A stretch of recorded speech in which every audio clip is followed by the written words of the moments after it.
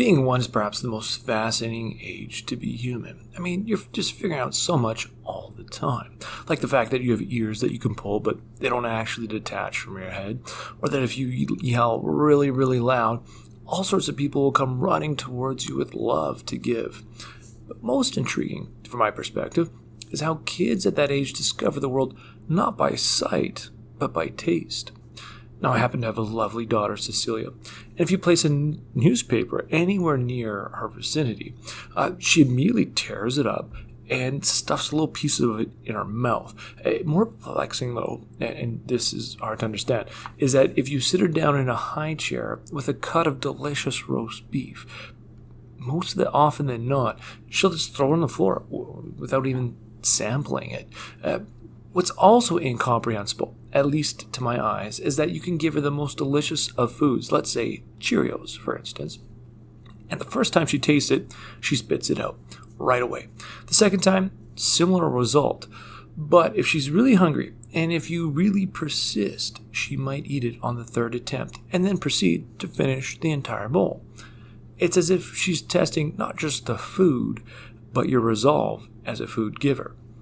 Now, relationships, and not just those with little people, but any person, can be testing. And sometimes the people we know and love, let's just say a parent or a sibling, might ask us to do something, and our immediate response is to say no, without even thinking through the request. Or we might just have body language of saying, ask someone else, please. Now, we can take on this no thanks world posture for different reasons. Sometimes we just can't be bothered to help out, or to do the dishes, or clean up ourselves, or after ourselves.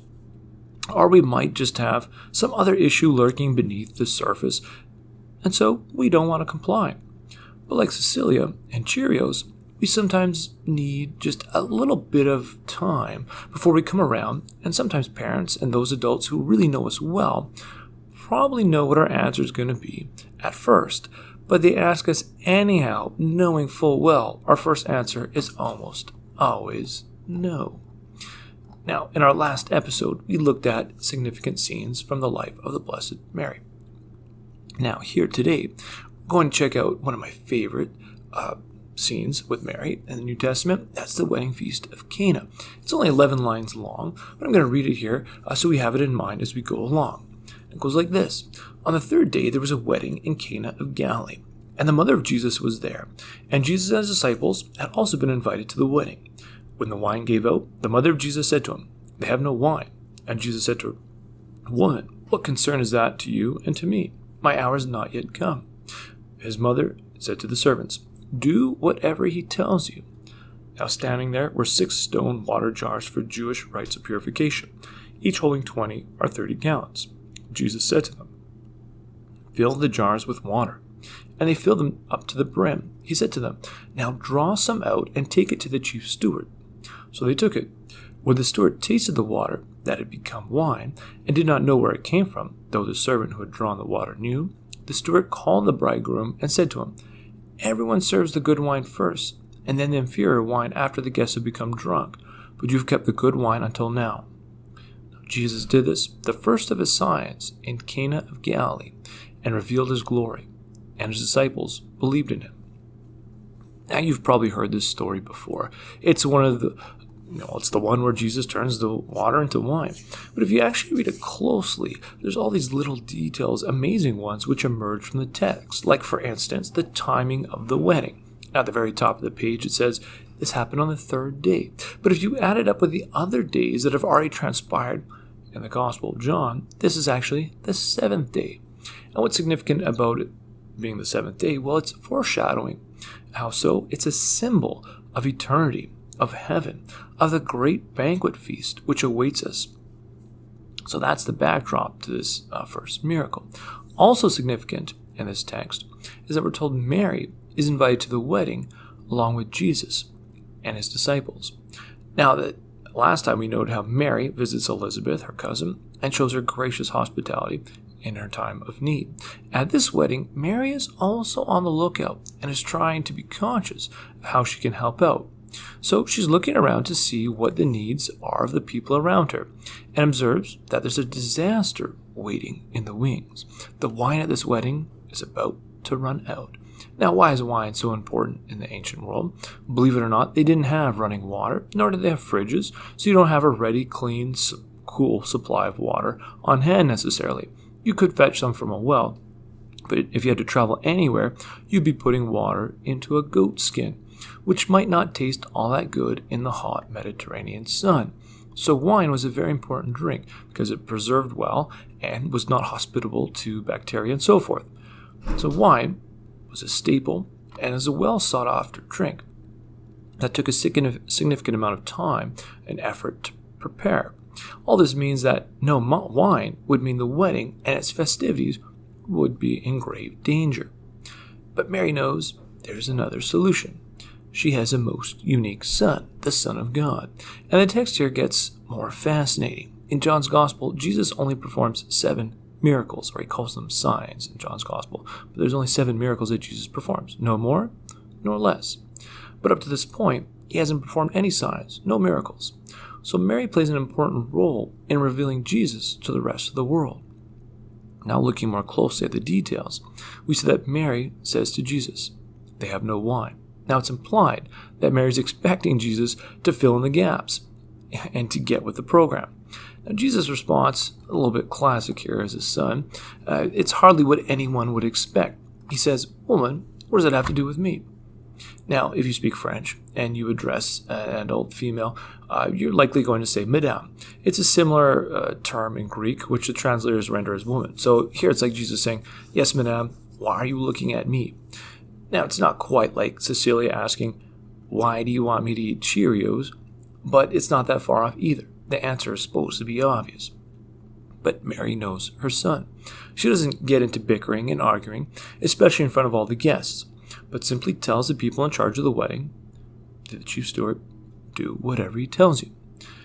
And those words, do whatever he tells you, speak to radical discipleship in our own lives.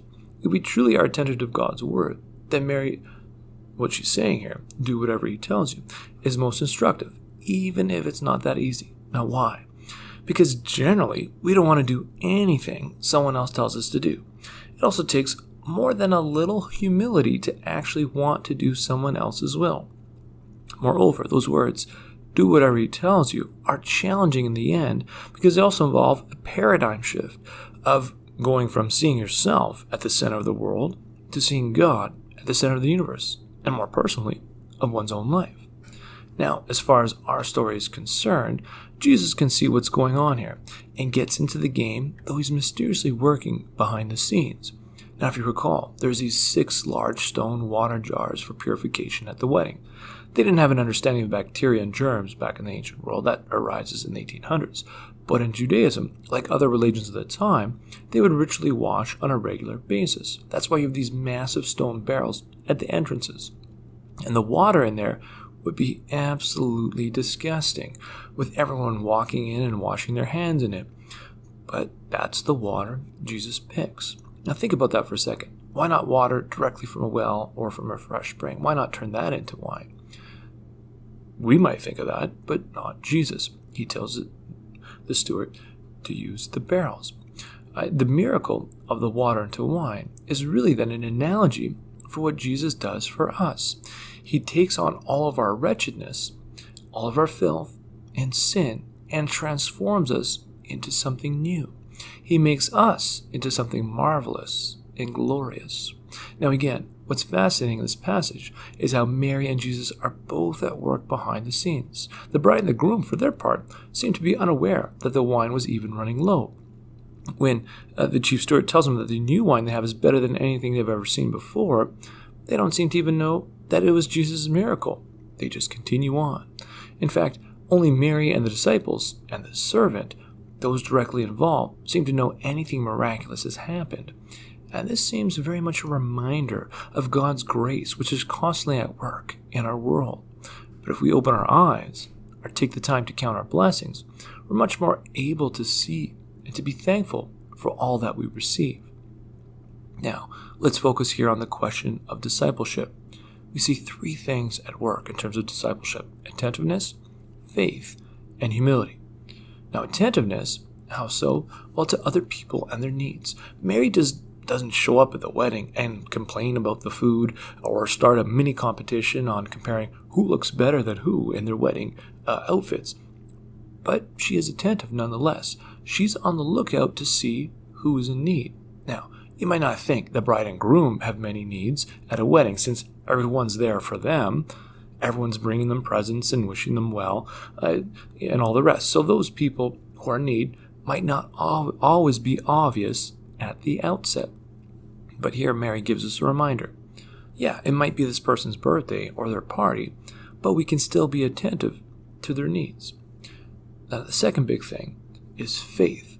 Mary has faith in Jesus. Mary's faith in Jesus to get things done is obvious, even if it doesn't seem like he was going to do anything at all, certainly not at the outset. And this is crucial in discipleship, because it's called trust. If you ever worked with a team before, you know how much we need to trust each other if you want to get something done. Same thing applies. To follow Christ, then, trust is required. In fact, it's crucial, which is something we see Mary exercising, even if it didn't seem obvious at the start that her faith would work. Thirdly, radical discipleship involves a touch of humility. And why is that? Because discipleship means we're following someone else. It's not about me, myself, and I all the time. The glory is not for us, but for God. So that means at the end of this scene, Mary doesn't go up and high-five the bride and groom and say, "Hey, aren't you glad you invited me to your wedding? I saved the day." Nor does she pose for a selfie with the couple and say, "Hey, saved you." Rather, the glory goes to God for this great miracle. Now again, if we step back and think about the wedding feast as a metaphor for heaven and earth, we can see how God slips into our reality as one of us, as this helpless babe in Nazareth, as the wedding guest who sits at the back of the room. And yet, he's there amongst us to renew our souls and to make us fully alive. Now, in our final segment on Mary and discipleship, we'll consider the greatest act of God's humility at the cross, and how this too is a humble sign of God's power and strength and love poured out upon the world. But for now, let's think of a few questions here. First of all, why do people tend to be disagreeable at every first suggestion, especially from those whom we know very well? All right, so why do people tend to disagree, or at least be disagreeable with others, especially those whom they live with and love? Second of all, can you think of situations where you completely disagreed with someone, like a parent, only to later on see their point of view? So in other words, you just at the beginning completely disagree with what they're saying, but after some reflection later on, you realize, okay, actually, yeah, they did have a point. I can see that now. Okay. Thirdly, explain how attentiveness connects to discipleship. So why is it important to be attentive if we're to be a disciple of Christ? Next, what about faith? So why is faith key to following Christ? Now, finally, explain the bit about humility, glory, and God. How does that all fit together? All right, see what you come up with.